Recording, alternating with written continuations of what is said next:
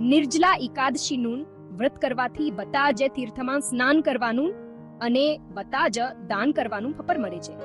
મનુષ્ય મોક્ષનો અધિકારી બને છે.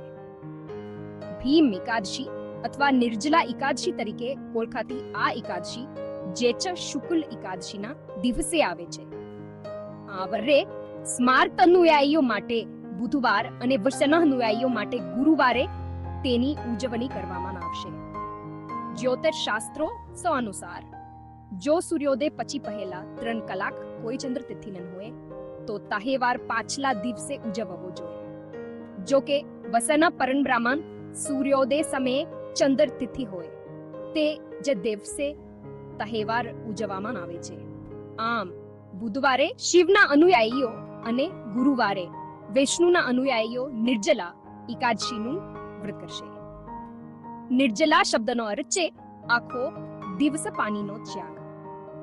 ભીમે આ કઠોર ઉપવાસ કર્યો હતો અને પુરાણોમાં કહેવાય છે કે આ વ્રતના પુણ્યના કારણે તેમને યુદ્ધમાં વિજય પ્રાપ્ત થયો હતો.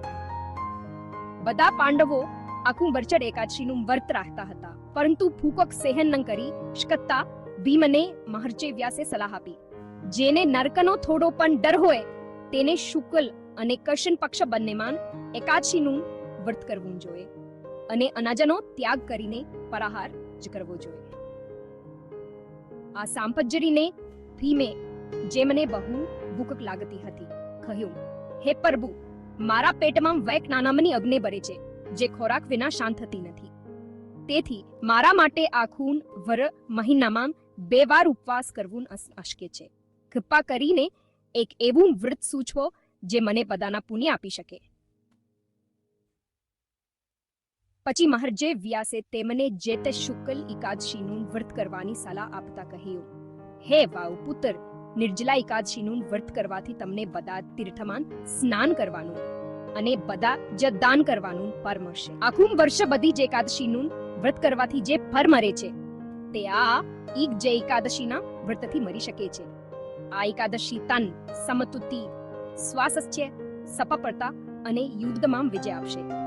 તે મૃત્યુનો બેપન દૂર કરે છે.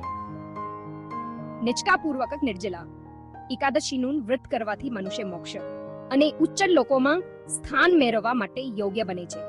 ભીમ, જેમને તેમની ભૂખને કારણે વરુપેટ દ્વારા એટલે કે વિરકોદર તરીકે પણ હોબે ખાવામાં આવે છે, તેથી તેઓ આ એકાદશી સાથે સંકળાયેલા છે, જેને ભીમ એકાદશી તરીકે પણ ઓળખવામાં આવે છે. પ્રખ્યાત જ્યોતિષી ગિરીશભાઈ જોશીએ શરીદર પંચાંગમાં આ વાત નોંધી છે.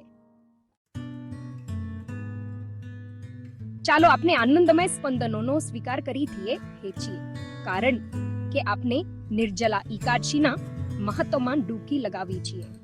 આ દિવસ ફક્ત ઉપવાસ કરવાનો નથી, તે એક ગહન આધ્યાત્મિક યાત્રા છે જે અનેક પરિમાણોમાં વ્યક્તિના જીવનને વધારે છે. હવે ચાલો એ સેટિંગ્સનું અન્વેષણ કરીએ જેના કારણે ભીમને તેમની મુશ્કેલીનો અનોખો ઉકેલ મળ્યો. એક એવો ઉકેલ જેને માત્ર તેમના અંગત પ્રકારોનો જ સામનો ન કર્યો, પરંતુ હિન્દુ ધર્મની આધ્યાત્મિક પરિણામને પણ સમૃદ્ધ બનાવી. નિર્જલા એકાદશીનું પાલન કરવાથી નોંધપાત્ર આધ્યાત્મિક લાભ થાય છે. એવું માનવામાં આવે છે કે આ દિવસે પાણી વિના ઉપવાસ કરવાથી ફક્ત આખા વર્ષ દરમિયાન 24 એકાદશીના ઉપવાસ જેટલા લાભ પ્રાપ્ત કરી શકે છે. ભૂતકાળના પાપોને દૂર કરવા અને ભક્તને ધર્મ અને ભક્તિના માર્ગ પર દોરી જવાની શક્તિ માટે આ ઉપવાસ ખાસ કરીને આદરણીય છે. મોક્ષ પ્રાપ્તિ અથવા જન્મ અને મૃત્યુના ચક્રમાંથી મુક્તિ હિન્દુ ધર્મમાં એક કેન્દ્રીય ધ્યેય છે. નિર્જલા એકાદશી જેવી પવિત્ર પ્રથાઓનું પાલન કરવું એ આ અંતિમ મુક્તિ તરફ આગળ વધવાનું એક ઉત્તમ માધ્યમ માનવામાં આવે છે. આવી આધ્યાત્મિક શિસ્તમાં પોતાને સમર્પિત કરીને વ્યક્તિ આધ્યાત્મિક વેદથી અને આંતરિક શાંતિનો અનુભવ કરીને મોક્ષની નજીક જઈ શકે છે.